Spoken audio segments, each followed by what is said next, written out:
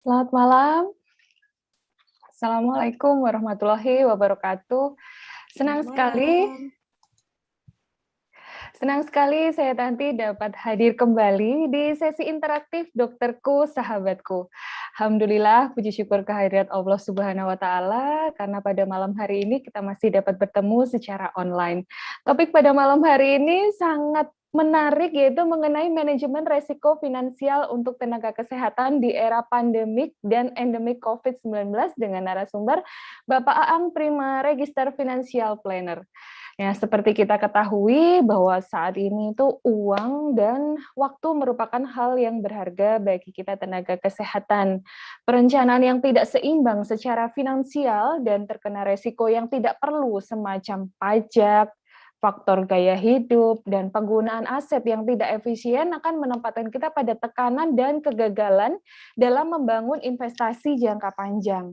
Nah, pada malam hari ini kita akan sama-sama belajar dengan narasumber yang luar biasa, yaitu dengan Bapak Aang Prima, Register Financial Planner, yang akan membahas mengenai perencanaan keuangan yang optimal. Bagaimana caranya nanti? Beliau juga merupakan founder dari Finplan.fund, yang merupakan komunitas dari perencana keuangan yang bertugas melakukan edukasi kepada masyarakat mengenai literasi perencanaan keuangan sekaligus memberikan konsultasi dan membantu perencanaan keuangan bagi keluarga dan korporat. Baik, tak perlu berlama-lama, saya akan mengundang beliau, jadi Bapak Aang Prima, Register Financial Planner. Selamat malam, Pak Aang. Selamat malam nanti, Assalamualaikum. Ya, waalaikumsalam. Bagaimana kabar hari ini, Pak Ang? Wow, padat. Hari Padat. Minggu pengennya liburan, tapi karena kita nggak bisa kemana-mana di rumah, tapi justru akhirnya nggak bisa libur. Oh, udah bisa libur ya, Pak ya? Ya, baik, Pak Ang. Terima kasih sudah bersedia berkenan hadir di Dokterku Sahabatku pada malam hari ini. Baik, Bapak, mungkin sesi penyampaian materi bisa langsung dimulai. Nanti untuk sesi tanya jawab kita sampaikan setelah akhir dari sesi materi. Bagi Bapak Ibu dokter yang ingin menyampaikan pertanyaan, nanti boleh langsung raise hand atau dapat melakukan raise atau dapat menuliskan di kolom chat. Baik, monggo silakan Pak Ang untuk memulai sesi penyampaian materinya. Oke, terima kasih. Ya, Assalamualaikum warahmatullahi wabarakatuh. Terima kasih untuk semua Bapak Ibu dokter, tenaga kesehatan yang hadir di sini maupun di YouTube ya. Ini kayaknya juga live di YouTube juga, makanya saya pengen nyapa semuanya buat yang ada bersama kita pada malam hari ini. Saya malam ini diminta oleh Dokter Prita. Terima kasih buat Dokter Prita, buat komunitas dokterku sahabatku juga untuk menyampaikan apa yang berkenaan dengan perencanaan keuangan. Berbicara tentang perencanaan keuangan itu sebenarnya panjang banget, tapi okelah akan coba saya sampaikan. Mungkin nggak semua pastinya, tapi setidaknya ini sudah menjadi dasar pemahaman bagi kita semua untuk bagaimana mulai merencanakan keuangan, ataupun mungkin yang sudah mulai merencanakan keuangan mungkin jadi punya bahan evaluasi ya, harus seperti apa, kurang apa yang mesti diperbaiki dan lain sebagainya, seperti itu. Oke. Bisa saya mulai ya Tanti ya? Oke, saya izin untuk share screen.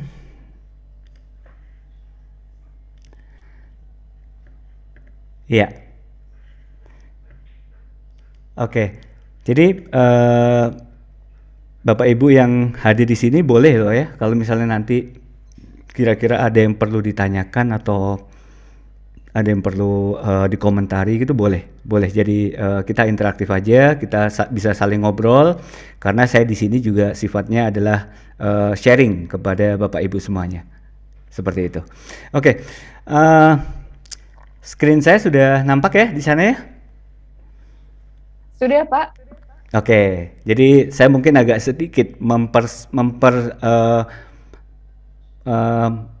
menyingkat sedikit atau mempermudah, karena kemarin saya dikasih title yang berat banget dan kayak wah ini S2 banget ini, kayak saya harus nulis tesis gitu ya. Jadi maaf ya Dokter Prita, akhirnya saya bikin lebih simpel sedikit. Malam ini kita akan berbicara tentang perencanaan keuangan untuk tenaga kesehatan. Nah ini aslinya ini sebenarnya manajemen resiko finansial untuk tenaga kesehatan di masa pandemi dan endemi COVID-19. Tapi panjang banget ya. Jadi kalau boleh saya singkat dengan ini aja deh, perencanaan keuangan untuk tenaga kesehatan. Oke. Ya. Nah, sebelumnya perkenalkan dulu, nama saya Aang Prima, RFP. Saya adalah seorang registered financial planner. Kemudian saya juga mempunyai lisensi insurance agent dari AAJI, dan saya juga punya lisensi untuk syariah insurance agent dari AASI. Dan saya adalah merupakan salah satu leader di Prudential Indonesia. Saya bergabung dengan agensi yang namanya Unity Corporation, kantor kami di Jakarta. Alhamdulillah saya juga founder dari Finplan.Fund. Tadi sudah diceritakan, kami adalah komunitas perencana keuangan, seperti itu. Bapak Ibu bisa mungkin kalau misalnya ada yang berkenan untuk mencatat nomor saya di situ, mungkin kita perlu ada yang bisa didiskusikan di kemudian hari, silahkan. Nah, tadi sudah disinggung sedikit tentang Finplan.Fund oleh Mbak Tati, yaitu komunitas perencana keuangan yang bertugas untuk melakukan edukasi kepada masyarakat mengenai literasi perencanaan keuangan, sekaligus memberikan konsultasi dan membantu perencanaan keuangan bagi keluarga dan korporat. Jadi inilah kami Finplan.Fund, Financial Planning is Fun, seperti itu. Jadi perencanaan keuangan itu kan sepertinya serius banget ya, dan memang serius gitu. Tapi kami di Finplan.Fund kami pengen menyampaikan bahwa sesuatu yang serius tetap bisa disampaikan dengan bahasa yang lebih lugas dan lebih menyenangkan, seperti itu. Di situ ada website kami, meskipun masih under construction, tapi saya kira ada beberapa informasi yang mungkin sudah bisa didapatkan dari sana. Baik, nah perencanaan keuangan untuk tenaga kesehatan kali ini kami akan ada beberapa outline untuk kita bahas. Mungkin tidak terlalu dalam karena memang seperti yang saya sampaikan tadi panjang banget dan membutuhkan waktu yang lama pastinya untuk membahas semuanya. Maka di sini malam ini saya akan membahas beberapa saja. Misalnya kita nanti akan berbicara tentang apa sih sebenarnya perencanaan keuangan itu. Kemudian yang kedua nanti bagaimana kita berbicara tentang resiko, mengelola resiko. Kemudian yang ketiga nanti di situ kita akan mulai masuk ke fungsi asuransi. Kenapa sih asuransi itu menjadi dominan sekali dalam proses perencanaan keuangan, seperti itu. Dan selanjutnya kemudian nanti ternyata ada satu hal yang wajib kita proteksi ketika kita berbicara tentang perencanaan keuangan, yaitu income. Nah, kemudian nanti Q&A nanti akan ada dua sesi. Mudah-mudahan kita punya cukup waktu. Yang pertama nanti saya akan menjawab beberapa pertanyaan yang sudah dikirimkan ke saya terlebih dahulu gitu ya oleh panitia. Kemudian nanti jika ada waktu nanti kita bisa interaktif secara langsung. Tapi mungkin selama jalannya sesi silahkan kalau misalnya ada pertanyaan baik yang ada di Zoom maupun yang ada di YouTube, silahkan kalau misalnya ada pertanyaan mungkin bisa disampaikan, nanti mungkin bisa dibantu untuk bacakan, seperti itu. Oke. Nah, kita masuk ke perencanaan keuangan. Jadi sebenarnya apa sih perencanaan keuangan itu? Kita mungkin sering dengar, tapi pemahamannya berbeda-beda. Jadi perencanaan keuangan itu adalah suatu proses untuk mencapai tujuan keuangan dalam hidup seseorang melalui pengelolaan keuangan secara terintegrasi dan terencana. Keywordnya ada tiga ya, proses, terintegrasi, dan terencana. Artinya apa? Ketika kita berbicara proses, artinya ini sesuatu yang terus-menerus. Ketika kita berbicara terintegrasi, artinya mungkin satu komponen saja tidak cukup untuk melakukan perencanaan keuangan. Artinya mungkin harus ada 2, 3 dan seterusnya. Dan kemudian ada terencana, pasti ya terencana. Jadi kita nggak terus tiba-tiba mengambil keputusan berinvestasi tanpa kita punya dasar apa, atau misalnya tiba-tiba kita harus beli asuransi tanpa kita tahu dasarnya apa, jangan seperti itu. Oke. Nah, di situ ada juga kata-kata tujuan keuangan. Jadi sebenarnya tujuan keuangan itu apa sih Bapak Ibu? Jadi tujuan keuangan itu macam-macam Bapak Ibu. Misal, kalau misalnya saya boleh contohkan adalah misal dana pendidikan untuk anak tentunya ya. Atau dana pendidikan untuk kita sendiri juga boleh. Kadang-kadang kan masih ada nih kita yang pengen, oh nanti saya 5 atau 5 tahun lagi saya mungkin akan sekolah untuk S2 di bidang apa, atau misalnya mau ngambil spesialisasi di bidang apa, itu masuk ke dalam tujuan keuangan. Kemudian yang lain apa nih? Ya, yang lain misalnya dana hari tua.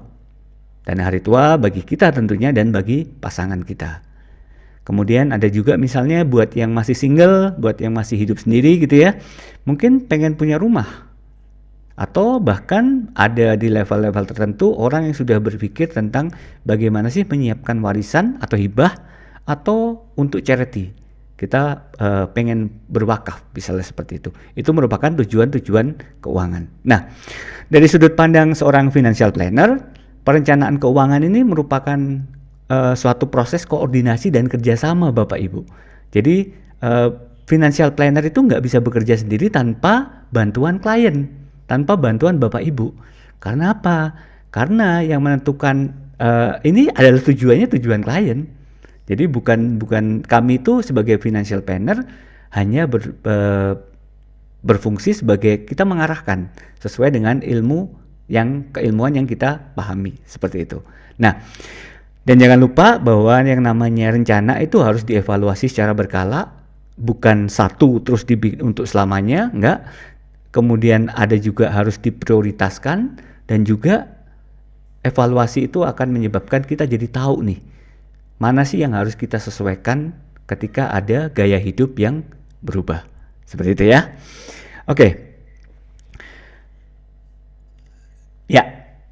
Nah, sekarang kita akan berbicara tentang pentingnya perencanaan keuangan. Nah, pentingnya perencanaan keuangan tuh kembali Bapak Ibu bisa baca di situ ada 3 keyword utama. 3 keyword utama itu adalah yang pertama memiliki uang dalam jumlah yang tepat, kedua memiliki uang dalam waktu yang tepat, dan yang ketiga keywordnya adalah memiliki uang dalam bentuk yang tepat.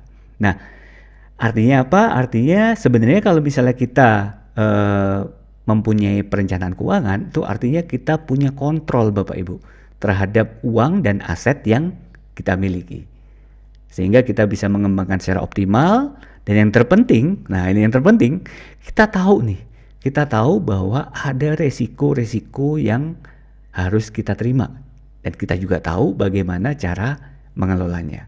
Jadi ibarat kata kayak kita kalau punya perencanaan keuangan itu seperti kita punya roadmap ya, punya roadmap untuk tujuan kita di masa yang akan datang. Baik. Ya. Sekarang kita melihat di sini ada piramida nih. Masih berhubungan dengan perencanaan keuangan. Di situ kita sedang melihat apa yang disebut dengan piramida perencanaan keuangan. Tentunya piramida itu berdiri kokoh, yang bawah bentuknya lebih lebar daripada yang atas, seperti itu ya. Itu ada maknanya Bapak Ibu. Oke, kita melihat yang paling bawah itu adalah arus kas. Nah, arus kas ini apa sih yang dilakukan? Ini tahapan-tahapan ya Bapak Ibu, maaf. Jadi tahapan-tahapan arus kas, apa yang harus dilakukan? Jadi arus kas itu di situ kita harus bisa mengelola pendapatan dengan mengalokasikannya berdasarkan prioritas. Nah, itu ada tuh pos-posnya tuh. Kalau misalnya kita dapat sesuatu, artinya kita harus segera prioritaskan nih, ini buat ini, buat ini, buat ini, dan seterusnya.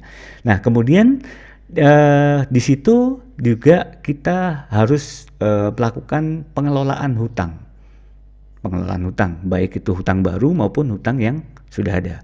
Dan yang terpenting adalah di tahap arus kas atau cash flow ini kita harus punya dana darurat yang cukup Bapak Ibu. Nanti dana darurat saya bahas di belakang. Nah, berikutnya adalah kita berbicara tentang level di atasnya atau step di atasnya setelah berbicara tentang arus kas. Kita berbicara tentang manajemen resiko. Nah, yang dimaksud di sini resiko adalah resiko yang berdampak terhadap finansial ya Bapak Ibu ya. Nah, apa misalnya? Misalnya di situ nanti muncul pertanyaan, kalau terjadi sakit siapa yang membayarkan biaya pengobatannya? kalau terdiagnosa sakit kritis, siapa yang membayar biaya pengobatannya, sekaligus bagaimana untuk kebutuhan hidup keluarga. Kemudian ketika tutup usia di masa produktif, bagaimana kita bisa menyiapkan biaya hidup bagi keluarga atau bagi orang-orang yang bergantung secara finansial kepada kita. Karena bagaimanapun juga, apapun yang terjadi, keluarga kita tetap berhak untuk mempunyai kehidupan yang layak. Seperti itu. Nah, kemudian yang ketiga, step ketiga adalah tujuan keuangan. Kita tadi sudah sempat saya singgung sedikit bagaimana apa itu tujuan keuangan. Nah, di sini ini kita harus bisa betul-betul menghitung sebenarnya kebutuhan keuangan untuk waktu tertentu itu berapa. Nah, ini sering banget saya alami di lapangan, ada kesalahan-kesalahan yang merencanakan keuangan tuh dengan kira-kira. Jadi ini satu kesalahan yang saya yakin Bapak Ibu yang ada di sini tidak melakukannya gitu. Jadi misal kita sedang merencanakan dana pendidikan untuk anak kita. Nah, itu semua dengan ilmu kira-kira. Jadi kira-kira sekian gitu ya. Padahal nggak boleh seperti itu. Jadi harus betul-betul dihitung berapa angka kebutuhannya di masa yang akan datang, seperti itu. Nah, kemudian selain dihitung, kita juga harus tahu nih bagaimana memilih jenis investasi atau instrumen apa yang akan kita gunakan sesuai dengan tujuan keuangan kita. Nah, jangan sampai terjebak nih, karena misalnya, saya percaya banget bahwa emas itu bagus. Udahlah, saya beli emas saja. Nah, sedangkan kita nggak melihat nih horizon waktunya berapa lama. Emas untuk jangka panjang bagus, tapi untuk jangka pendek ada instrumen investasi lain yang lebih bagus dari emas, misalnya seperti itu. Oke? Nah, kemudian yang terpenting juga adalah ketika kita berbicara tentang tujuan keuangan, tetap kita harus tahu bagaimana cara mengelola resiko investasi. Jadi investasi harus tetap diingat Bapak Ibu, bukan cuma sekedar kita mau untung berapa, tapi bagaimana ketika terjadi resiko, gitu ya. Oke, kemudian step berikutnya kita di situ ada dana hari tua atau retirement plan. Nah, Bapak Ibu mungkin sudah pernah mendengar ya bahwa pensiun itu adalah ibarat seperti liburan yang sangat panjang gitu ya, liburan yang sangat panjang. Nah, income kita terhenti, sementara kebutuhan kita tetap muncul, tetap ada. Bahkan untuk bagian-bagian tertentu kebutuhan itu justru naik ya Bapak Ibu ya. Misalnya kebutuhan tentang kesehatan. Mungkin kebutuhan kita tentang untuk pos komunikasi, telekomunikasi mungkin berkurang karena kita banyak di rumah, mungkin seperti itu. Tapi untuk kesehatan bisa jadi itu akan naik seperti itu. Nah, di step ini, di tahap ini kita akan harus tahu bagaimana membangun passive income sebanyak-banyaknya untuk keperluan nanti di saat pensiun.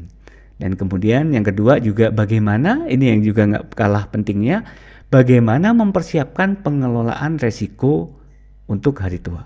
Jadi kita sekarang berpikir di saat produktif, kita harus mulai berpikir menyisihkan sesuatu, membangun passive income, kemudian menyiapkan untuk pengelolaan resiko ketika nanti kita memasuki masa pensiun dan tidak produktif.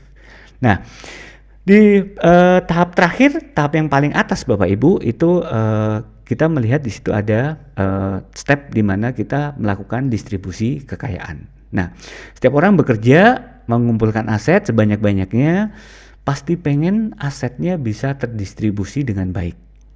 Terdistribusi dengan baik ini bisa tentang siapa yang menerima, berapa jumlahnya, atau peruntukannya untuk apa. Dan berbicara tentang distribusi kekayaan ini Bapak Ibu, itu kita tidak melulu berbicara tentang pendistribusian kekayaan kepada waris kita, tapi kita juga bisa mendistribusikan kekayaan untuk hal-hal yang bersifat sosial, bersifat charity, kayak gitu ya. Nah, tentunya dari step-step tadi itu diiringi dengan yang disebut dengan tax planning atau perencanaan pajak gitu ya. Nah, Untuk saya perlu sampaikan di sini, kami di Finplan.Fund itu sementara pada saat ini kita lebih fokus ke pengelolaan atau pengelolaan resiko. Jadi kita berbicara tentang bagaimana mempersiapkan asuransi untuk pengelolaan resiko dalam perencanaan keuangan. Kedepannya mungkin kita bisa berpartner dengan Bapak Ibu di sini. Karena apa? Karena juga saya berbicara tentang mengelola resiko, tentang asuransi, itu artinya kita banyak berbicara juga nih tentang ilmu-ilmu kedokteran, tentang istilah-istilah medis yang wow, kayaknya untuk kita yang awam banget gitu ya, nggak pernah sekolah medis, itu berat banget sepertinya gitu. Oke. Nah, perencanaan keuangan, piramida perencanaan keuangan terbagi dalam 3 fase. Yang fase pertama fase aman, kemudian fase kedua fase nyaman, dan fase ketiga adalah fase distribusi. Nah, Bapak Ibu, di antara ini semua, di antara step-step ini tadi, di antara fase-fase ini tadi, Bapak Ibu tahu nggak sebenarnya apa yang terpenting dalam sebuah perencanaan keuangan?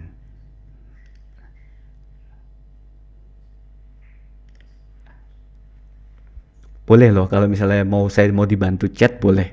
Jadi biar bisa kita interaktif sedikit ya. Jadi apa kira-kira di antara ini tadi yang terpenting?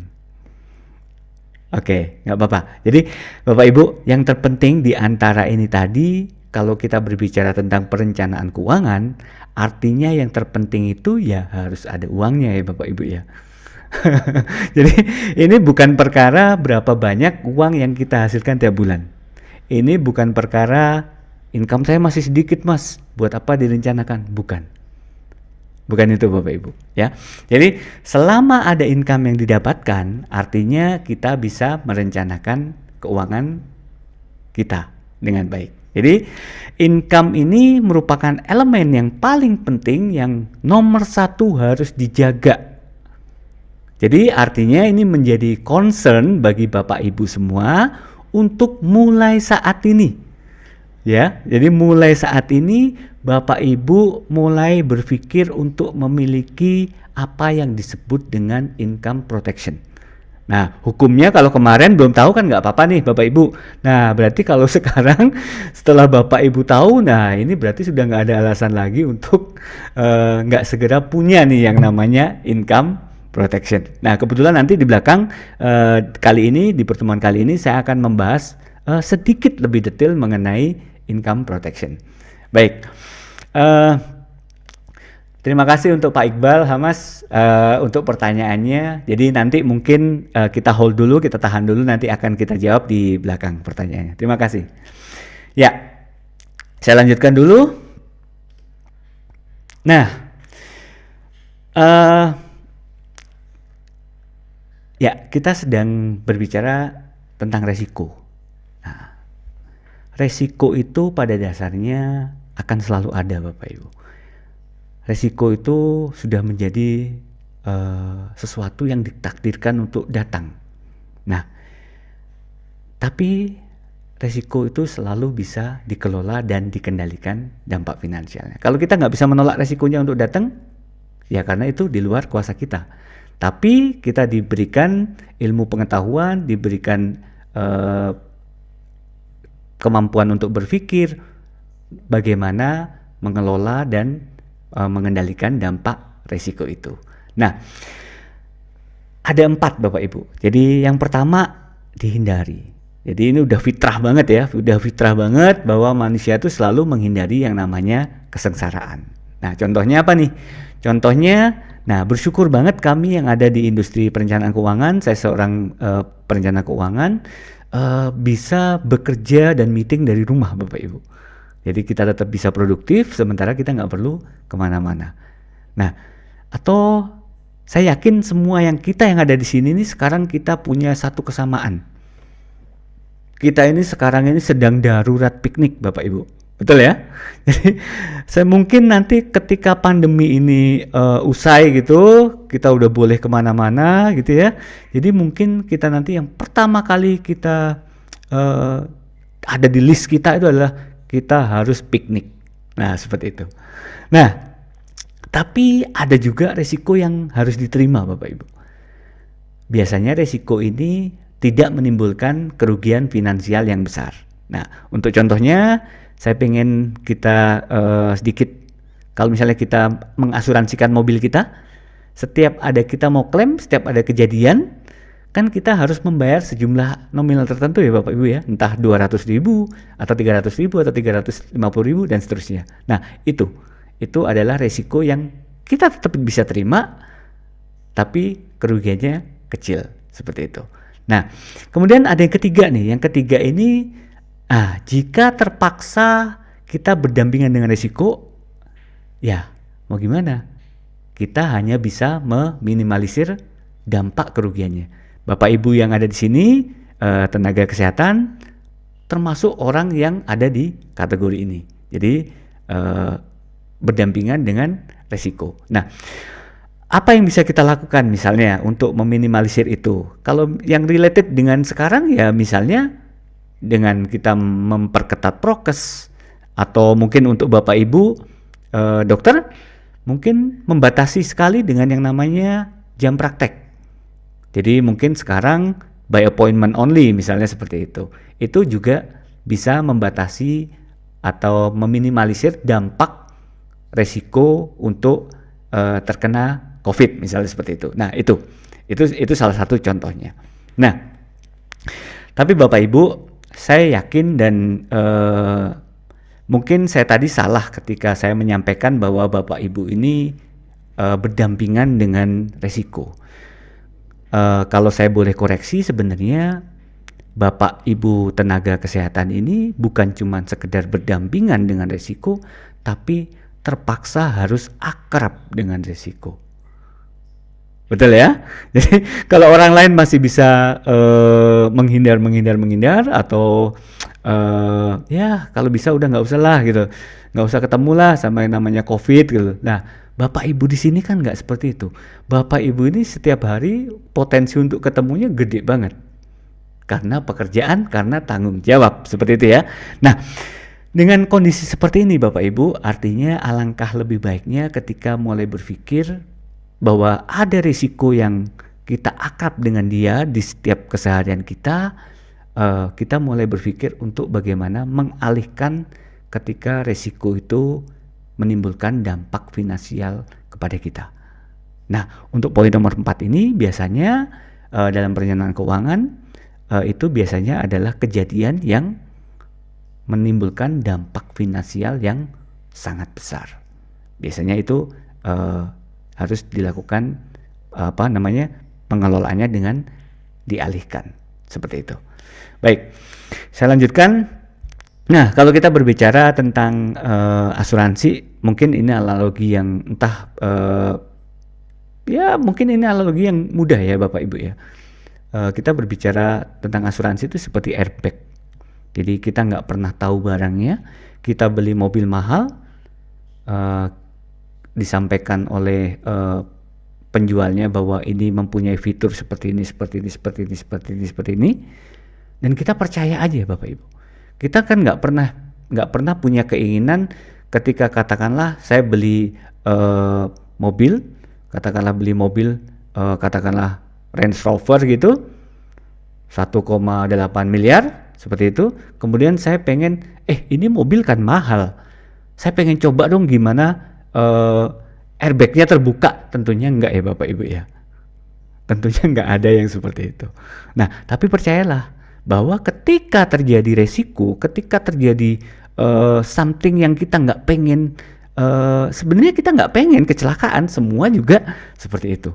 Tapi percayalah bahwa airbag tadi, kita beli mobil mahal karena fitur safety-nya bagus, karena kita percaya bahwa suatu ketika nanti airbag itu yang akan membantu untuk kita menghadapi resiko ketika terjadi tabrakan.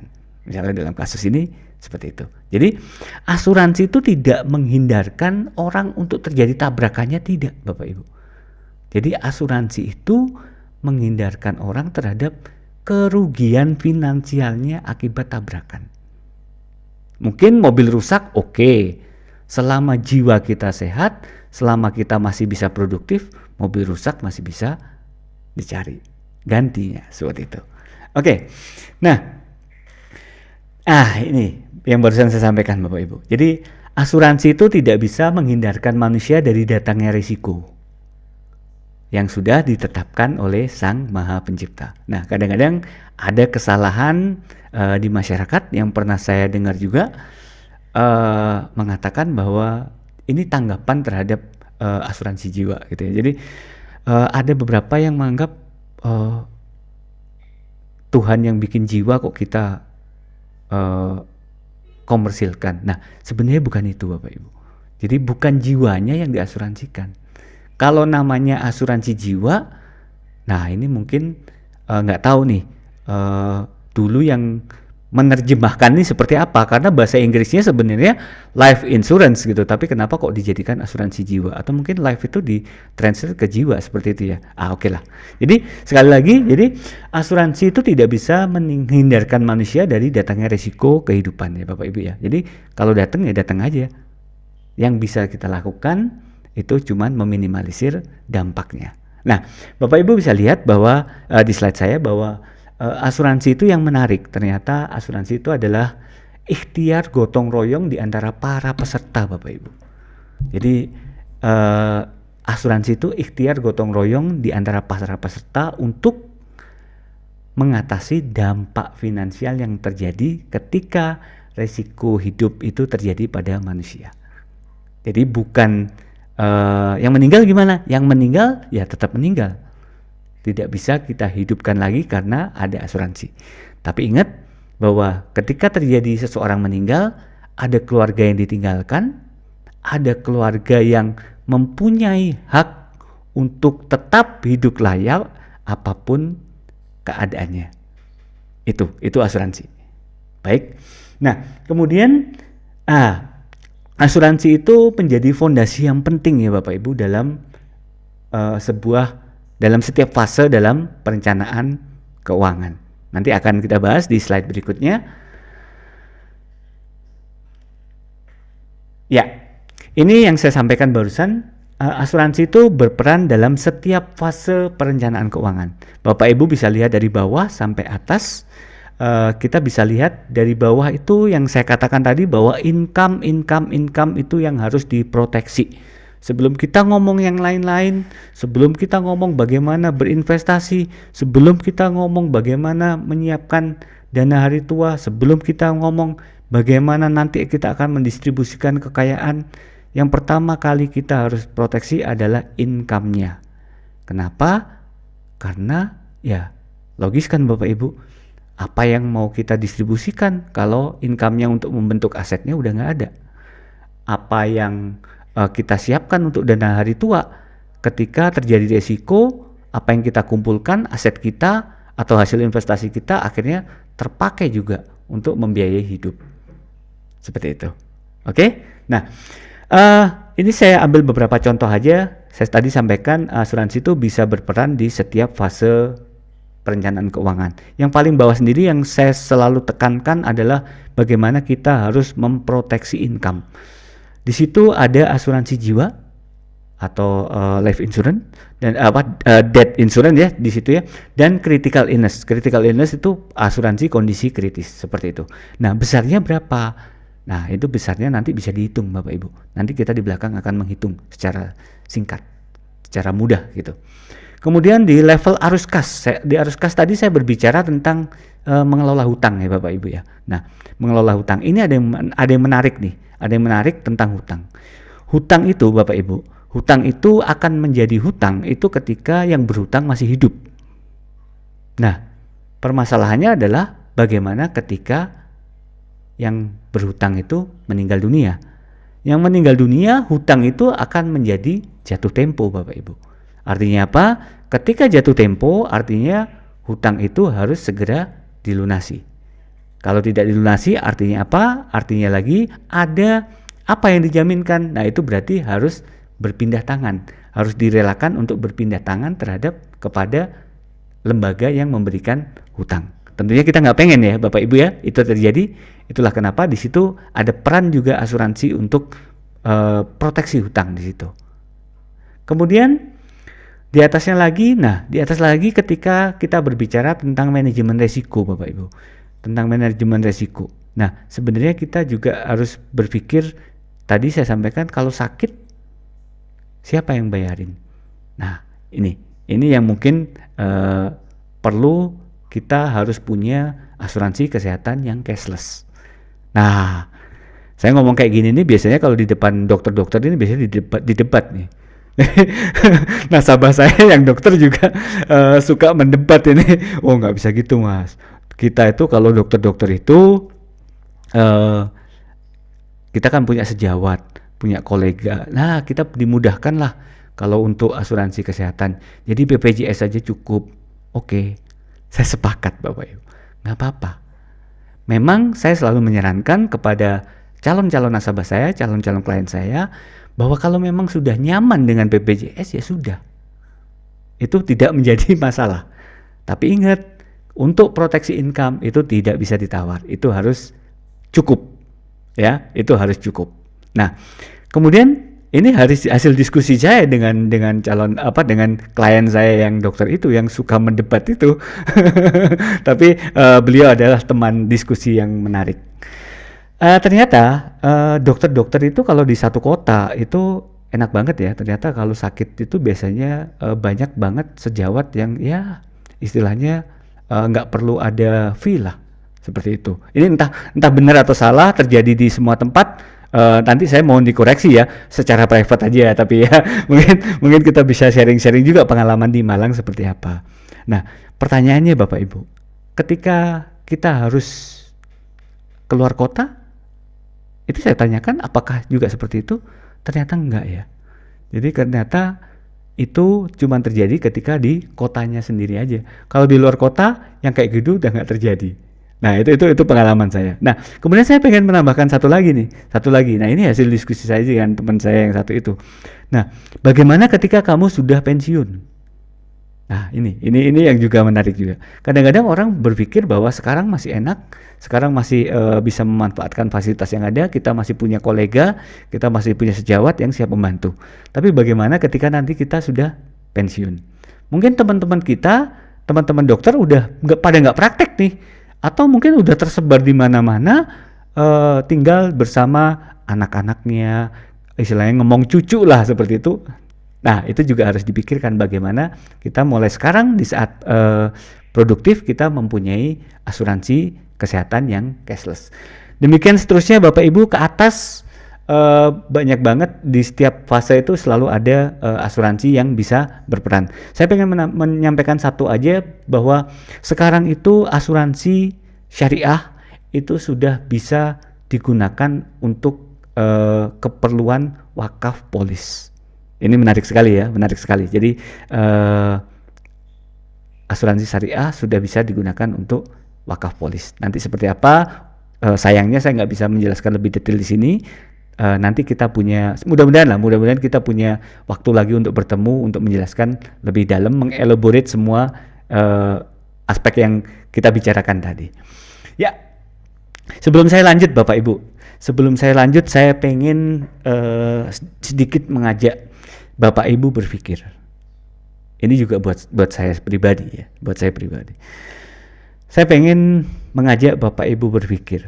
Saat ini ada berapa orang yang bergantung hidupnya secara finansial kepada kita?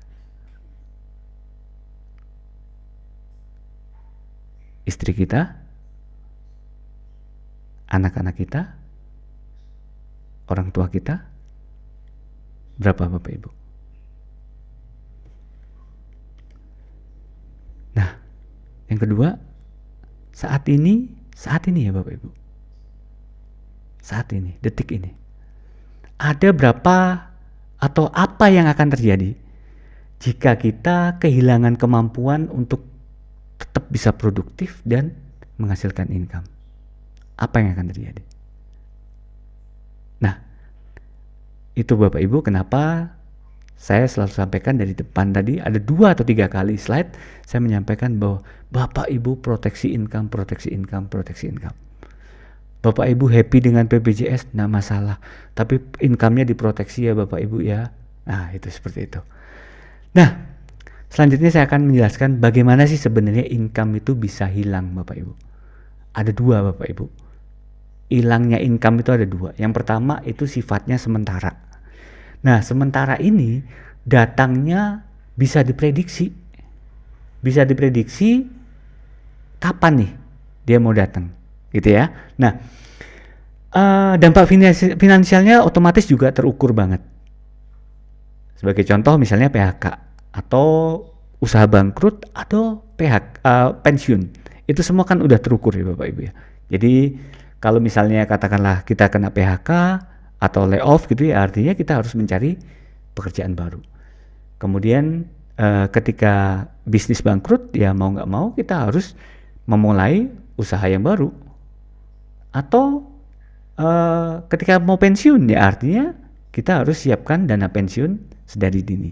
Nah, di sini Bapak Ibu pentingnya untuk kita punya yang namanya dana darurat. Nah, dana darurat tuh berapa sih gitu. Jadi ini salah satu tips juga ya buat Bapak Ibu ya. Jangan menyimpan terlalu banyak uang di tabungan. Nah, ini juga tips nih, ini tips. Jadi jangan terlalu banyak menyimpan uang di tabungan. Uangnya itu disuruh kerja Bapak Ibu. Jadi jangan cuma Bapak Ibu yang kerja. Jangan. Uangnya juga harus bekerja untuk mendapatkan income. Gitu ya. Jadi instrumen investasi banyak banget. Pilihannya banyak banget. Gitu ya. Jangan cuma dimasukin deposito Bapak Ibu. Kalau dimasukin deposito, coba bunga deposito berapa? Bisa nggak mengejar inflasi? Itu kenapa saya tidak menyarankan masuk ke deposito. Gitu ya. Apalagi cuma didiemin di tabungan, jangan. Nah, dana darurat itu berapa sih jumlahnya? Dana darurat itu kalau single tuh mungkin 6 sampai 9 bulan dari kebutuhan hidup bulanan. Tapi kalau yang sudah berkeluarga itu biasanya minimal 12 bulan dari kebutuhan hidup bulanan, gitu ya. Nah, kemudian saya lari yang kedua itu hilangnya income yang bersifat permanen. Kalau yang tadi sementara, ini yang bersifat permanen. Ini yang menarik banget Bapak Ibu. Jadi kita sering tidak mencermati bahwa ada hal-hal yang menyebabkan hilangnya income yang bersifat permanen. Ini sifatnya datangnya mendadak dan tidak bisa diprediksi waktunya. Sekali lagi saya ulangi, penyebab hilangnya income yang ini nanti dampaknya akan permanen itu sifatnya datangnya mendadak dan tidak bisa diprediksi waktunya. Dan sayangnya kerugian finansialnya atau dampak finansialnya di sini sangat besar. Nah, contohnya apa? Contohnya itu Bapak Ibu. Ada tutup usia di saat produktif tentunya, kemudian sakit kritis dan terkena cacat tetap.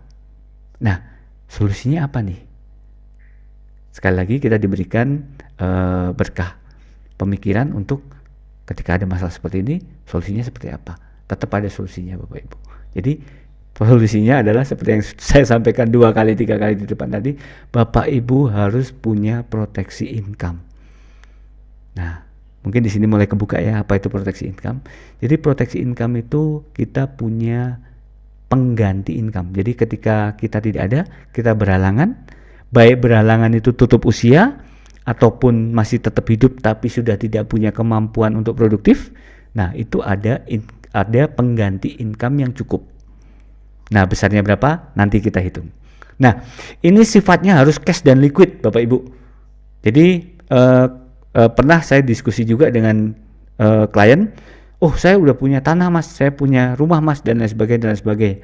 Yang itu nanti akan dijadikan untuk solusi yang kedua ini. Saya sampaikan, Bapak Ibu, kira-kira datangnya resiko itu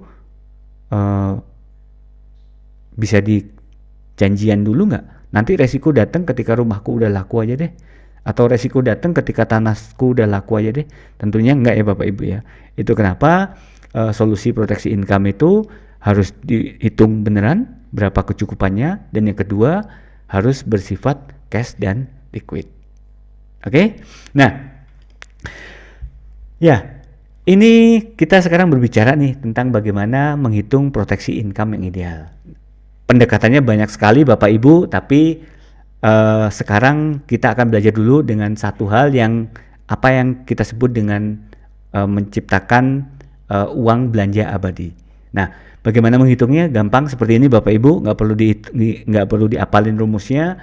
Cuman proteksi income itu adalah berapa biaya hidup keluarga yang kita perlukan untuk keluarga ya per tahun dibagi 5%. Nah, 5% itu dari mana?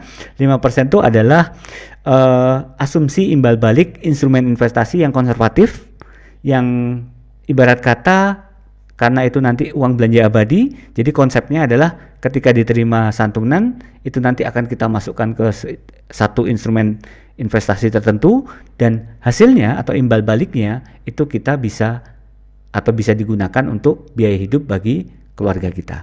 Nah, 5% tuh di situ saya contohkan Bapak Ibu, di situ ada reksadana pendapatan tetap atau pasar uang, mungkin masih bisa lah kalau 5%, atau juga bisa misalnya yang lebih tertarik dengan instrumen syariah, di situ ada suku retail seperti itu. Ya. Nah, Bapak Ibu menghitung proteksi income, kebetulan saya punya klien nih Bapak Ibu. Nah, klien saya ini kebetulan juga seorang dokter, namanya Pak Bijak. Pak Bijak ini profilnya adalah usia 30 tahun, tidak merokok. Beliau ini keluarga muda yang bahagia dengan satu istri yang saat ini tidak bekerja dan satu anak perempuan yang berusia 1 tahun. Nah, kebutuhan hidup yang harus disiapkan per bulan oleh Pak Bijak ini adalah 10 juta. Artinya dalam 1 tahun Pak Bijak harus menyiapkan 120 juta untuk biaya hidup bagi keluarganya. Nah, berapa proteksi income yang ideal? Bapak Ibu bisa lihat di situ adalah 2,4 miliar. Dan kapan dibutuhkan? Kalau misalnya ada ditanya seperti itu, saya selalu menjawab sekarang. Jangan besok, jangan bulan depan. Kenapa? Karena kita tahu bahwa resiko itu datangnya selalu tiba-tiba, dadak nggak pakai janjian. Seperti itu ya Bapak Ibu ya. Oke. Nah, kemudian untuk Pak Bijak ini seperti apa sih bentuk proteksinya? Nah, Bapak Ibu, ini adalah simulasi proteksi income untuk Pak Bijak. Simulasi proteksi income-nya kita tahu tadi adalah yang dibutuhkan untuk ideal proteksi income Pak Bijak adalah 2,4 miliar. Artinya apa? Artinya Pak Bijak harus menyisihkan 1 tahun sebesar 59.775.000 saja untuk bisa mendapatkan proteksi 2,4 miliar. Nah, kapan proteksi itu bisa cair? Jadi proteksi itu aktif langsung ketika proteksi income-nya diterima keikutsertaannya. Jadi nggak terus serta-merta ya Bapak Ibu ya, mentang-mentang punya duit, nggak seperti nabung di bank, mentang-mentang punya duit, taruh duit, kemudian kita bisa dapat langsung proteksi. Nggak Bapak Ibu. Tapi ada satu proses yang mana kita nanti akan dilihat kesehatan finansial kita seperti apa dan kesehatan diri kita juga seperti apa. Gitu ya. Nah, kemudian apa sih yang benefit yang didapatkan oleh Pak Bijak atau Dokter Bijak ini tadi dengan menyisihkan cuman senilai 59 juta sekian? Nah, yang pertama Bapak Ibu, Dokter Bijak ini akan mendapatkan santunan tunai keluarganya senilai 2,4 miliar yang diberikan ketika Dokter Bijak meninggal dunia sebelum usia 80 tahun. Kemudian yang kedua, ada juga santunan tunai nilai kritis sebesar 2,4 miliar jika Dokter Bijak ini terdiagnosa sakit kritis sebelum usia 65 tahun. Jadi sebelum usia 65 tahun didiagnosa sakit kritis akan muncul santunan 2,4 miliar. Ya, nanti pembayarannya akan disesuaikan sesuai dengan kriteria yang ada di dalam polis. Nah, ternyata Pak Bijak ini nggak pernah kena kondisi kritis, nggak pernah ada klaim. Artinya yang 2,4 miliar tadi, Bapak Ibu, itu akan menjadi tambahan bagi uang pertanggungan atau santunan meninggal dunia jika ternyata Pak Bijak meninggalnya di bawah usia 65. Oke, dan kemudian ada lagi ada tambahan santunan tunai ketika terjadi tutup usia sebelum usia 70 tahun karena meninggal dunia karena kecelakaan. Bapak Ibu bisa baca bahwa profil resiko yang berbeda memberikan manfaat yang berbeda pula. Nah, Bapak Ibu, bagaimana proteksi income bagi keluarga Bapak Ibu? Di depan tadi sudah saya contohkan untuk satu klien saya yaitu Dr. Bijak. Untuk Bapak Ibu, saya mengundang silahkan jika memerlukan diskusi mengenai bagaimana tentang perencanaan keuangan, bagaimana tentang proteksi income, menghitung besarnya seperti apa, menghitung strategi perencanaan keuangannya seperti apa, strategi perencanaan asuransinya seperti apa, silahkan Bapak Ibu bisa menghubungi saya atau Nina Safitri. Nina Safitri ini kebetulan istri saya, dia juga adalah founder dari finplan.fund. Silahkan Bapak Ibu mungkin bisa capture screen ini atau mungkin bisa scan barcode langsung, boleh silahkan. Baik, sembari oke, ya. Untuk materi saya sudah selesai, Bapak Ibu. Jadi kalau misalnya nanti mungkin ada yang perlu ditanyakan di forum ini, nanti akan ada Q&A. Kalau mungkin masih ada waktu ya, Mbak Tanti ya. Tapi kalau misalnya enggak, silahkan nanti boleh menghubungi saya. Insya Allah nanti akan saya bantu untuk memberikan solusi seperti itu. Baik, Mbak Tanti, sebelum kita tanya jawab, saya kemarin kan ada pertanyaan-pertanyaan yang dititipkan ke saya nih. Nah, boleh ya? Saya jawab dulu, seperti itu ya? Ya, boleh silahkan Pak. Ya, jadi kemarin ada beberapa pertanyaan yang oleh teman-teman dari dokterku sahabatku dititipkan kepada saya untuk saya jawab nih. Jadi sebelum kita membuka sesi pertanyaan langsung, ini ada beberapa pertanyaan yang ingin saya jawab. Ya, nah yang pertama, kapan baiknya mempunyai asuransi jiwa? Nah, baiknya mempunyai asuransi jiwa. Jadi Bapak Ibu, asuransi itu berbeda ya dengan produk lain. Jadi asuransi itu dibeli dengan kesehatan dan usia dan dibayar dengan uang. Jadi pada prinsipnya Bapak Ibu, sooner the better. Jadi semakin cepat semakin baik. Semakin lama orang menunda, artinya semakin mahal juga preminya. Belum lagi kalau misalnya kesehatannya mungkin tidak memungkinkan untuk bisa mengajukan asuransi. Kenapa? Karena nggak ada Bapak Ibu perusahaan asuransi yang mau menerima ketika dalam kondisi yang sakit, gitu. Oke? Nah, belum lagi kita bicara kalau misalnya nggak segera nih, apalagi ini untuk yang misalnya untuk yang usia-usia 30-an gitu ya, atau di bawah itu. Biasanya kalau misalnya beranjaknya usia, kita akhirnya menikah, punya anak, ngurus kebutuhan anak, dan seterusnya. Akhirnya kita nggak akan pernah punya prioritas untuk punya asuransi. Jangan sampai Bapak Ibu ya. Baik, saya lanjutkan. Ya, pertanyaan kedua. Jika sudah berusia 45 atau 50 tahunan bagaimana? Nah, ya nggak apa-apa sih. Saya doakan Bapak Ibu sehat. Usia 45 atau 50 ya saya doakan Bapak Ibu sehat. Nah, tapi kalau kita berbicara tentang asuransi Bapak Ibu, tentunya ada risiko penundaan yang membuat premi jadi makin mahal, gitu ya. Tapi meskipun demikian, selama kita masih sehat Bapak Ibu, selama kita masih produktif, segera aja diajukan. Apa yang harus diajukan? Nah, silahkan Bapak Ibu, silahkan hubungi perencana keuangan, atau Bapak Ibu juga nanti bisa kontak saya untuk kita bisa diskusikan dengan kondisi Bapak Ibu seperti apa, gaya hidup Bapak Ibu seperti apa, dan apa sebenarnya insurance planning yang Bapak Ibu butuhkan untuk kondisi seperti itu. Oke? Nah,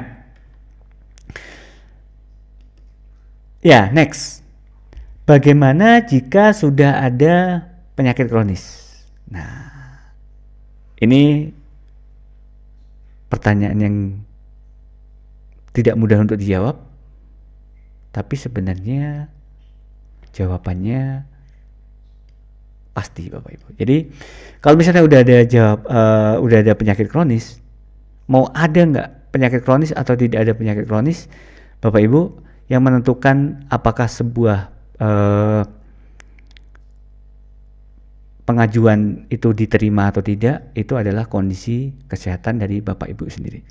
Nah, siapa yang memutuskan? Nanti ada pihak yang menyeleksi, dari perusahaan asuransi. Jadi kalau bagi saya, jika sudah ada sakit kronis, ya coba diajukan aja. Toh nanti ketika kita sampaikan bahwa ada riwayat seperti ini, dan ini harus disampaikan ya Bapak Ibu ya, jangan sampai ketika kita tutup-tutupi nanti justru akan menjadi masalah di belakang hari. Jadi biasanya kalau ada riwayat-riwayat seperti itu, nanti kita akan diminta untuk medical check up, Bapak Ibu. Medical check up artinya dari situ perusahaan asuransi punya data nih untuk akhirnya bisa memutuskan apakah Bapak Ibu masih layak diterima, atau mungkin Bapak Ibu diterima tapi preminya harus naik, kalau di kami rate up gitu ya sebutannya, atau pengajuan Bapak Ibu bisa diterima tapi dengan pengecualian, atau bisa jadi ditunda, atau ya sepahit-pahitnya ditolak Bapak Ibu. Jadi tetap aja diajukan Bapak Ibu, karena saya sendiri sebagai pemasar, sebagai perencana keuangan juga tidak punya kekuasaan untuk memutuskan bagaimana dengan kondisi Bapak Ibu, apakah pengajuan asuransinya bisa diterima atau tidak.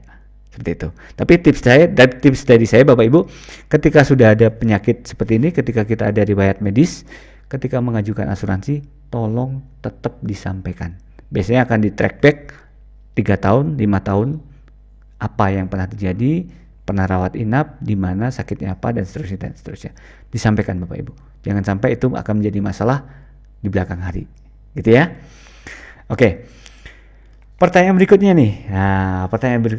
Ini dia. Bagaimana memilih agent? Ya. Ini jawabannya jadi agak subjektif ya, tapi enggak sih. Ini sesuatu yang saya pengen menjawab dengan sesuatu yang objektif ya Bapak Ibu. Jadi pastinya Bapak Ibu harus memilih agent yang memahami kebutuhan klien. Jadi ibarat Bapak Ibu dokter ya, kalau didatengin pasien pasti nggak terus tiba-tiba ngasih obat kan Bapak Ibu, atau tiba-tiba main suntik aja kan enggak tuh. Tapi pasti dicari tahu nih, digali sepertinya apa yang menjadi keluhan, apa yang menjadi kebutuhan, baru kemudian diberikan resepnya. Nah, demikian juga dengan kami Bapak Ibu. Kami ini adalah konsultan atau perencana keuangan dari si klien. Jadi kami atau agent yang baik itu yang tidak hanya sekedar menjual produk, tapi memberikan solusi. Gitu ya. Nah, ini ada tips di sini Bapak Ibu. Jangan pernah membeli asuransi berdasarkan produk, tapi belilah asuransi berdasarkan kebutuhan dan gaya hidup. Saya berani mengatakan Bapak Ibu, kalau misalnya ada agen asuransi yang datang ke Bapak Ibu kemudian menyampaikan, Pak ini ada produk namanya ini, Bapak beli dong. Saya berani katakan sebaiknya Bapak Ibu tidak beli. Kenapa? Karena Bapak Ibu nggak akan pernah tahu manfaatnya apa. Sedangkan bagi kami perencana keuangan, Bapak Ibu tidak perlu tahu itu produknya apa. Yang penting Bapak Ibu tahu bahwa manfaatnya apa, dan itu bisa menjadi solusi bagi kebutuhan perencanaan keuangan Bapak Ibu. Itu yang terpenting. Oke? Berikutnya, agen yang baik itu kayak apa? Ya, yang berkomitmen tentunya. Karena asuransi itu bukan kayak beli putus Bapak Ibu, tapi asuransi ini adalah komitmen seumur hidup untuk melakukan servicing dari si agent kepada Bapak Ibu, gitu ya.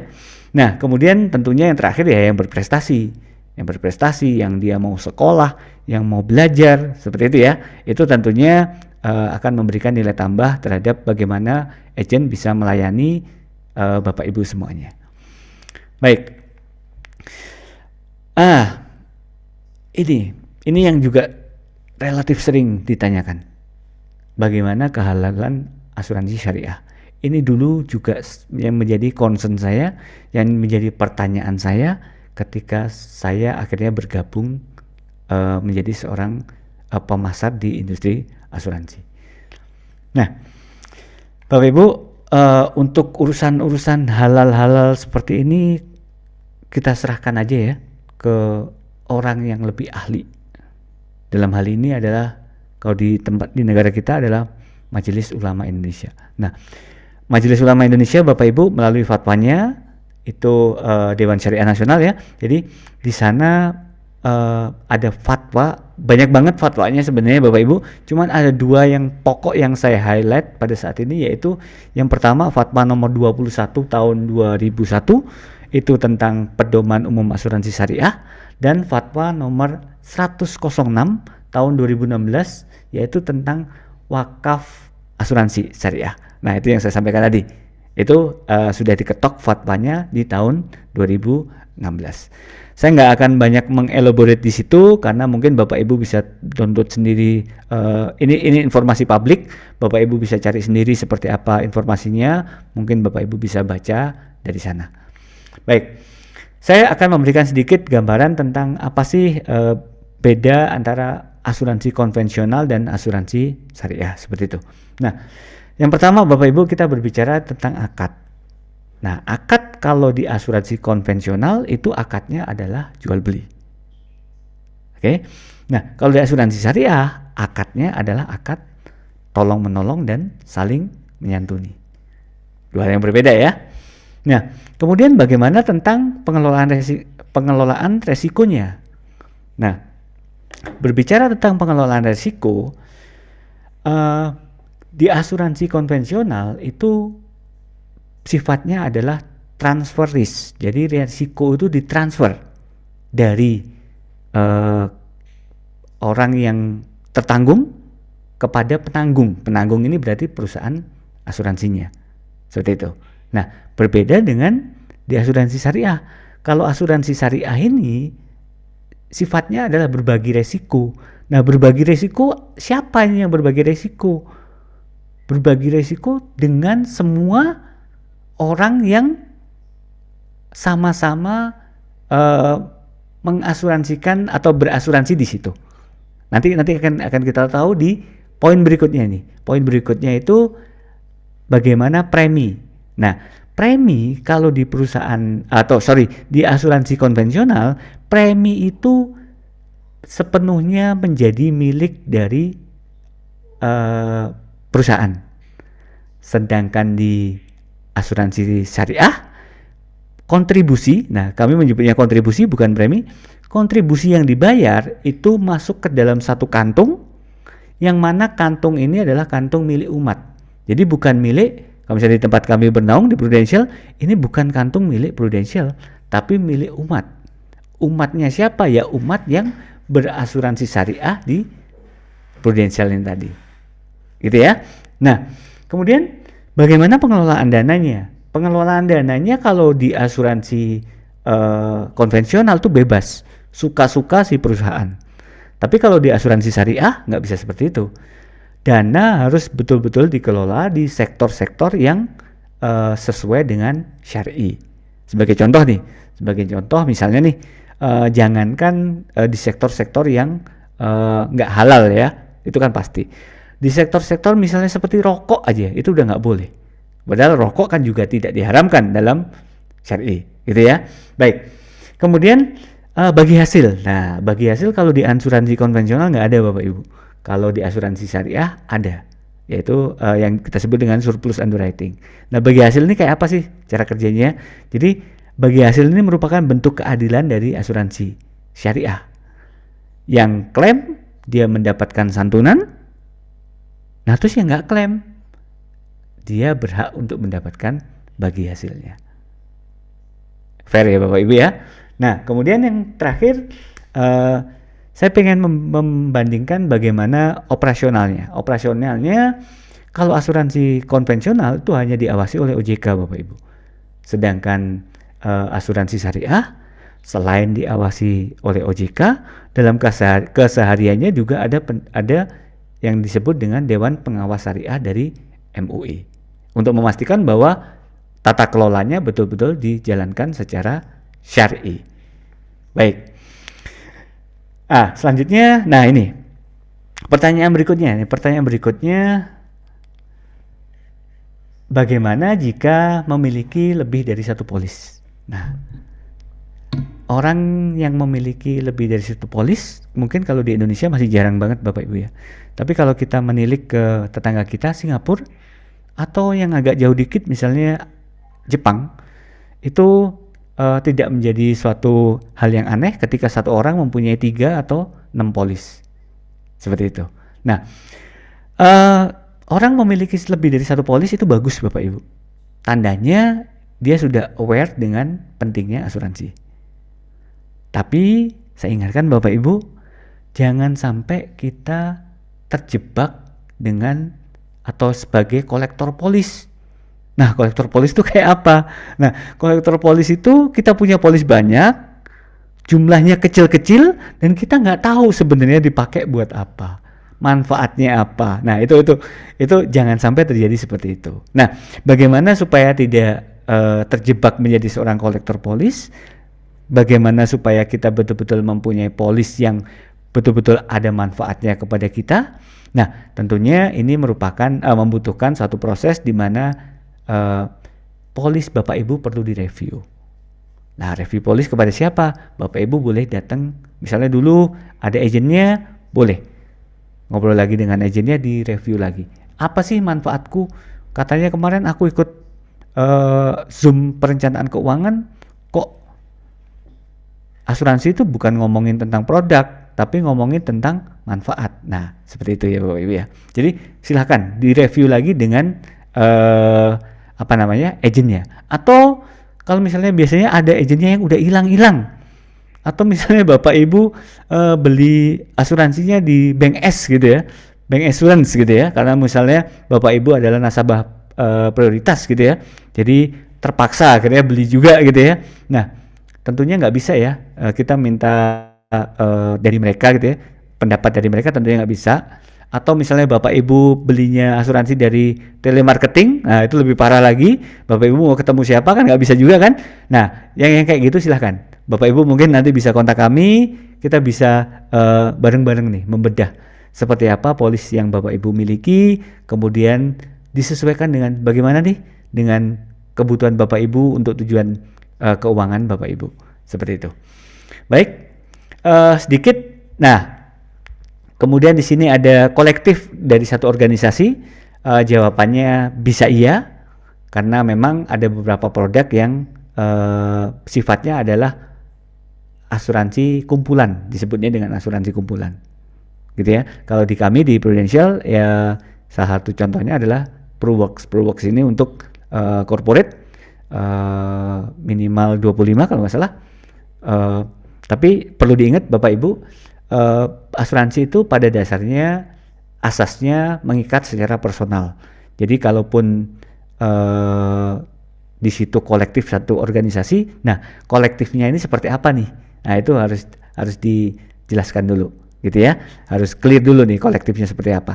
Apakah perusahaan itu atau organisasi itu sebagai pembayar yang membayarkan atau seperti apa? Nah ini harus jelas dulu. Atau misalnya di situ ada hubungan antara pemberi kerja dan penerima kerja atau seperti apa, gitu ya.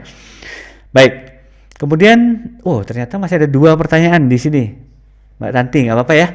Bisakah bersanding dengan asuransi kesehatan? Nah ini juga banyak ditanyakan. Sangat bisa. Nah, cuma pertanyaannya adalah asuransi apa dulu yang dimaksud nih? Nah, kalau dimaksud di situ adalah asuransi jiwa, sangat bisa. Kalau dimaksud di situ adalah asuransi kondisi kritis, sangat bisa. Jadi semua sangat bisa disandingkan dengan asuransi kesehatan.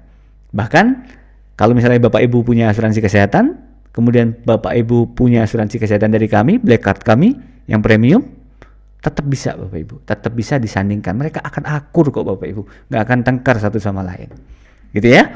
Nah, ya, ini dia. Ini yang saya ceritakan tadi. Ini yang menjadi bahan debat saya dengan teman saya dokter itu. Bukan bahan debat sih, bahan diskusi ya. Jadi intinya Bapak Ibu, intinya adalah bolehkah diklaim bersama asuransi lain atau BPJS? Jawabannya adalah boleh. Jadi kalau di asuransi itu ada yang namanya istilah COB, jadi Coordination of Benefit atau koordinasi manfaat gitu ya. Nah, cuman sayangnya BPJS ini gampang-gampang susah Bapak Ibu. Jadi karena sistem paket ya, atau sistem apa ya, mungkin Bapak Ibu yang di rumah sakit kan lebih paham ya. Saya lupa sebutannya apa.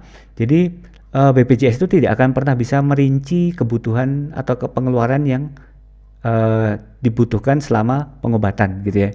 Nah, itu yang akhirnya menjadi agak susah untuk diklaimkan secara cashless gitu ya.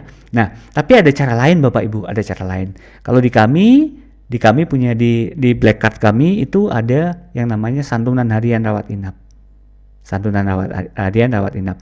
Yang ini memberikan misalnya ada Bapak Ibu dirawat berapa hari dan itu dibayarin semua dengan BPJS. Nah, nggak apa-apa. Bayar aja semua dengan BPJS. Kemudian Bapak Ibu berhak untuk mengklaimkan lagi berapa harinya itu dengan santunan harian rawat inap, gitu ya, dari Prudential, misalnya seperti itu.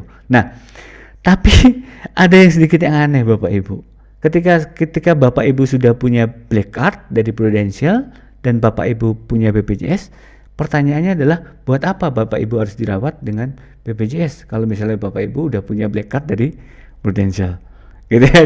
Jadi mungkin penggunaannya nanti ya udahlah, kalau untuk BPJS-nya untuk rawat jalan boleh, untuk beli obat apalah yang nggak harus rawat inap, oke lah pakai BPJS-nya, atau hanya sebagai kewajiban sebagai warga negara harus punya BPJS, oke, gitu ya.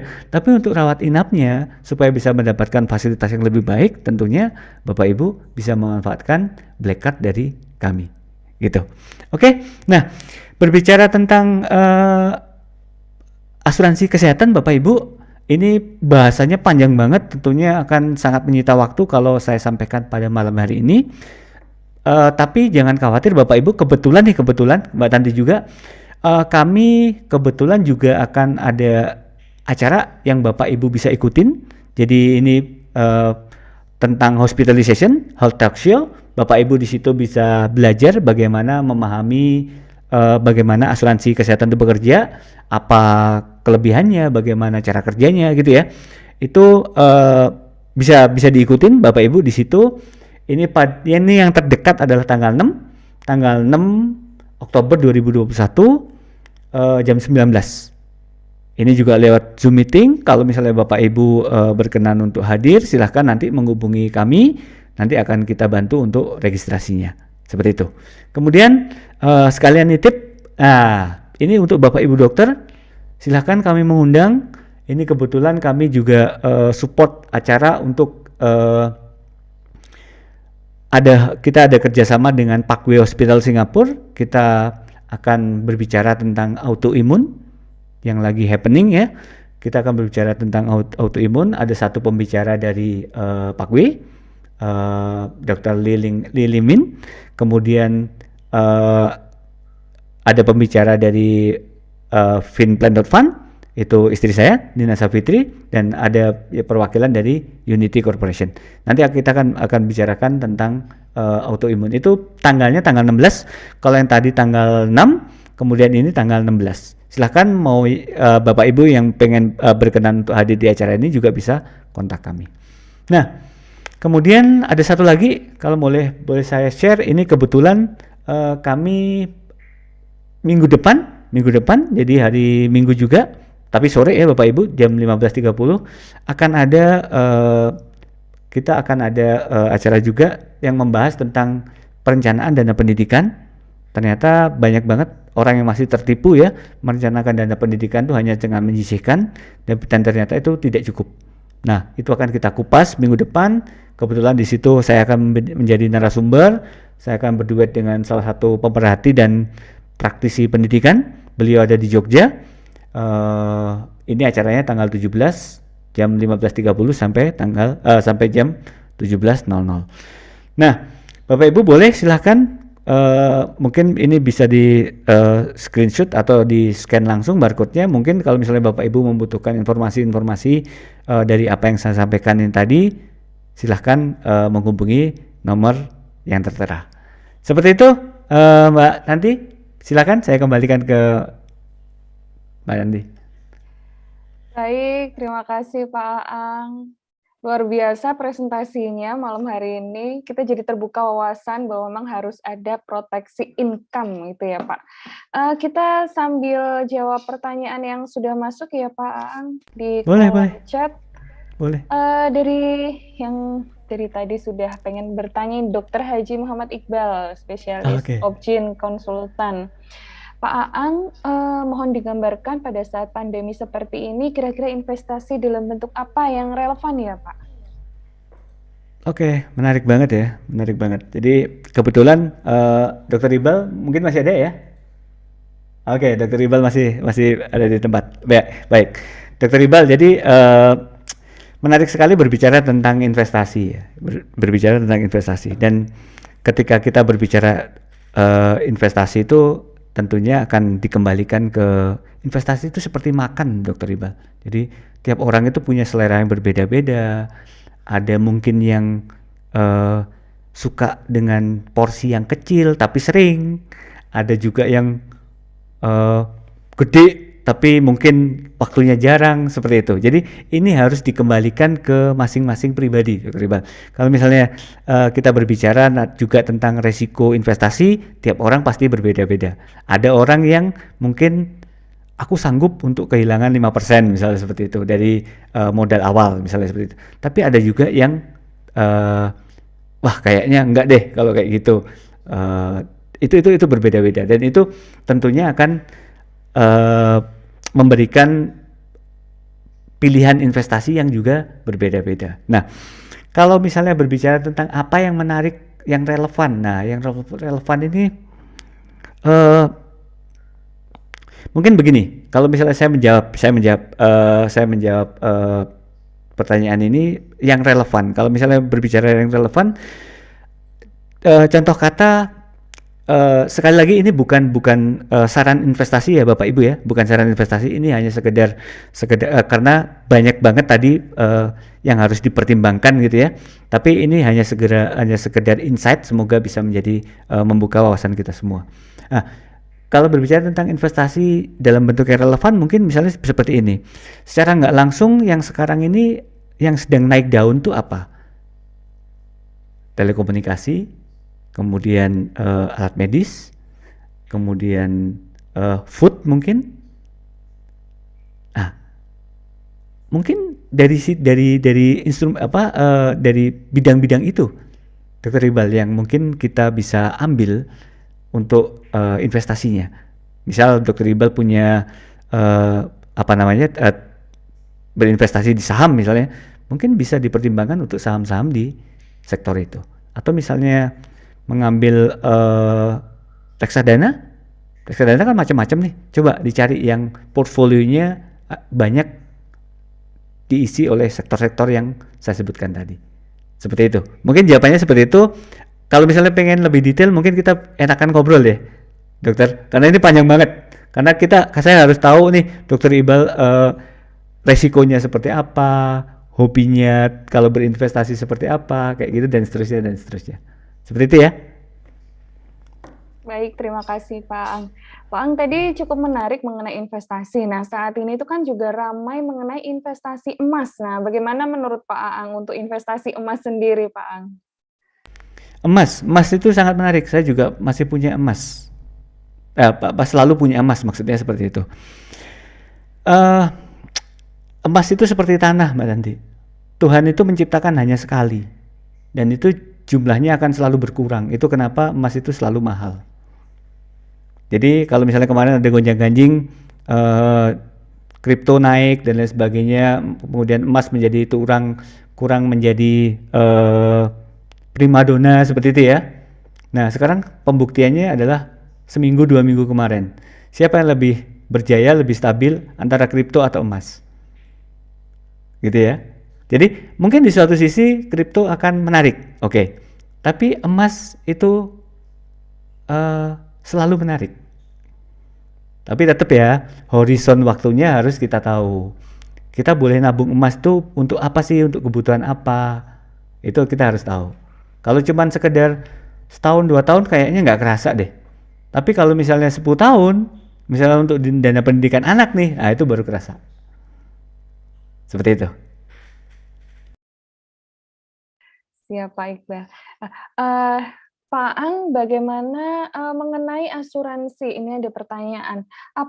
Manakah yang harus dipilih, asuransi seumur hidup ataukah asuransi berjangka, Pak Ang? Oke, asuransi seumur hidup atau asuransi berjangka.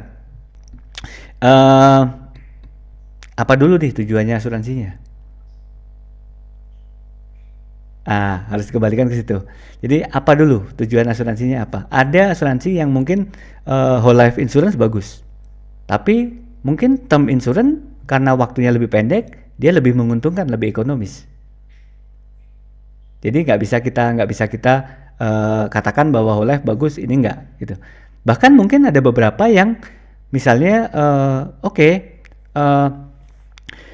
ada orang-orang, saya belum punya pengalaman seperti ini, tapi ada kawan saya perencana keuangan yang dia punya klien yang ternyata kliennya ini punya garis keturunan yang usianya panjang-panjang, Mbak. Nah, akhirnya dia nggak lagi pakai term, tapi pakai whole life. Tapi kalau misalnya kita mengacu kepada angka harapan hidup ya, angka harapan hidup kalau nggak salah 73 tahun kalau di Indonesia untuk putri, dan untuk pria 72 tahun, mohon dikoreksi kalau saya salah. Ya, buat apa kita punya asuransi yang terlalu panjang? Karena semakin panjang asuransi, otomatis cost-nya juga semakin gede. Biaya yang harus dikeluarkan semakin besar. Seperti itu ya. Dan di contoh klien saya tadi, saya juga sampaikan bahwa klien saya nggak punya riwayat keluarga yang mempunyai umur panjang. Artinya oke lah 80 ya mungkin cukup. Gitu ya. Oke. Satu pertanyaan lagi Pak Ang sebelum Boleh. Bapak Kalau waktunya closing masih cukup statement. boleh kok. Nggak kerasa udah hampir 1,5 jam loh. Oke. Saking menariknya. Bapak, ini pertanyaan mengenai asuransi pendidikan. Tadi mungkin harus ikut eventnya Bapak yang tanggal 17 ya, kalau nggak salah, kalau asuransi pendidikan ya. Dengan senang hati, Ya. betul, nggak apa-apa. Ini pertanyaannya begini, asuransi pendidikan yang dimainkan dengan unit link, apakah aman, Pak Ang? Asuransi kok buat main-main ya? Iya, Jawabannya main-main gitu ya.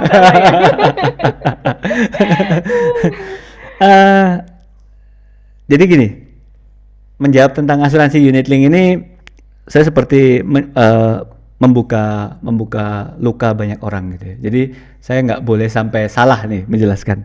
Jadi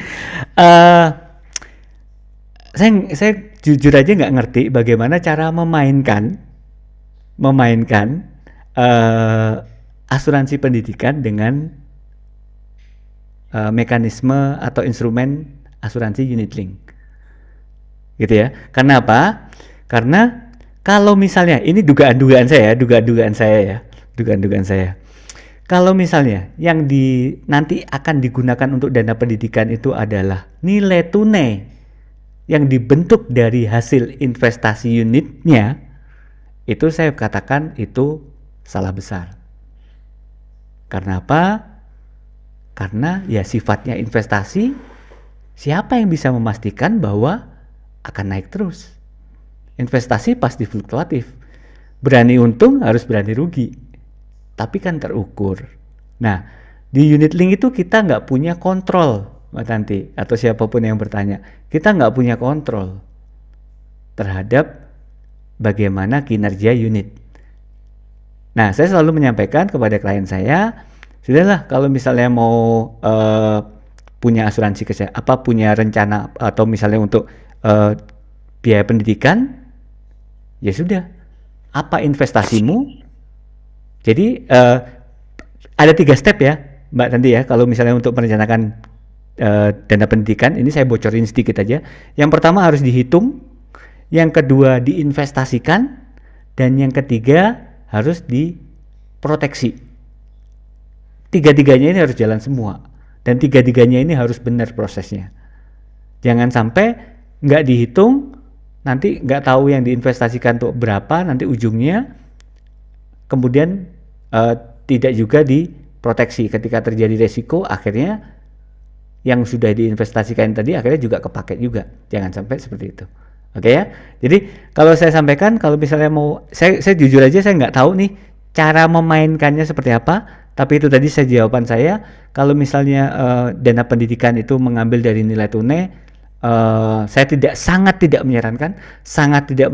Saya kasih underline, saya kasih bold, saya kasih highlight. Karena apa? Karena sifat investasi itu tidak bisa kita kontrol sama sekali. Seperti itu. Lebih baik endowment mungkin ya. Endowment, karena endowment itu ada nilai tunai, asuransi tradisional, ada nilai tunai dan itu terjamin nilainya. Endowment. Jangan pakai unit link. Baik. Terima kasih Pak Aang. Mungkin sebelum saya closing, bisa closing statement dulu Pak Aang. Oke. Ya,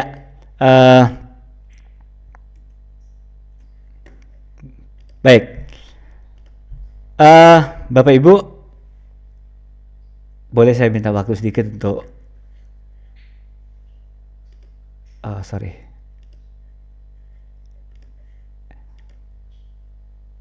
Ya, screen saya sudah nampak ya? Oke, Bapak Ibu, dalam mencapai tujuan keuangan diperlukan perencanaan keuangan yang baik pula. Oleh karena itu, diperlukan kemampuan dan kapabilitas untuk melakukannya. Kami sebagai perencana keuangan punya 3 kompetitor, Bapak Ibu. Yang pertama, meninggal terlalu cepat. Yang kedua, hidup terlalu lama. Dan yang ketiga, kondisi kritis. Oleh karena itu, Bapak Ibu, pada kesempatan ini izinkan kami bisa datang lebih dahulu kepada Bapak Ibu sebelum kompetitor-kompetitor kami datang kepada Bapak Ibu. Terima kasih. Mohon maaf atas kesalahan selama sesi ini tadi. Semoga apa yang saya sampaikan bisa menjadi manfaat bagi kita semua. Salam hormat dari kami, Finplan.Fund. Saya Aang Prima, perencana keuangan Anda, pamit undur diri. Terima kasih. Wassalam.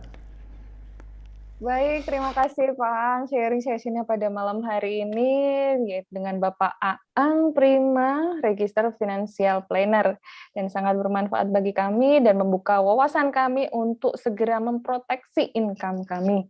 Bagi Bapak Ibu tadi yang sempat tertinggal, nanti boleh langsung mengunjungi channel YouTube dari Dokterku Sahabatku. Nah, dan Bapak Ibu yang ingin lebih lanjut berkonsultasi dengan Finplan.Fund, dapat langsung mengunjungi website, IG, ataupun Facebook dari Finplan.Fund. Terima kasih Bapak Ibu yang sudah bergabung pada malam hari ini. Semoga senantiasa sehat selalu. Saya Tanti undur diri. Mohon maaf atas segala kekurangan. Selamat malam. Wassalamualaikum warahmatullahi wabarakatuh. Waalaikumsalam warahmatullahi wabarakatuh.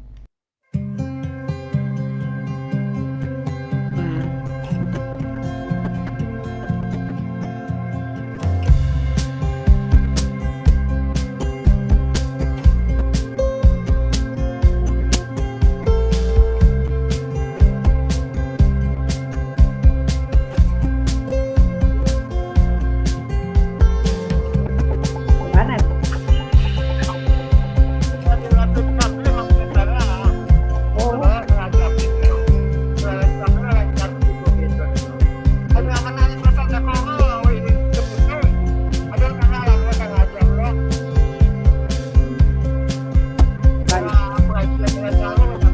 Terima kasih semua. Terima kasih, Pak. Maaf Mbak Tanti, tadi kayak ada pertanyaan di YouTube yang kelewat.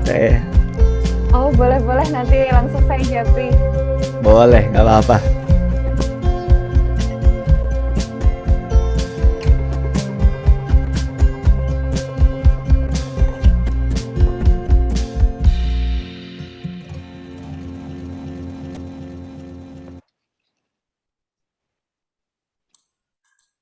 Makasih waktunya Mbak Tanti, Dokter Prita. Matur nuwun, Mbak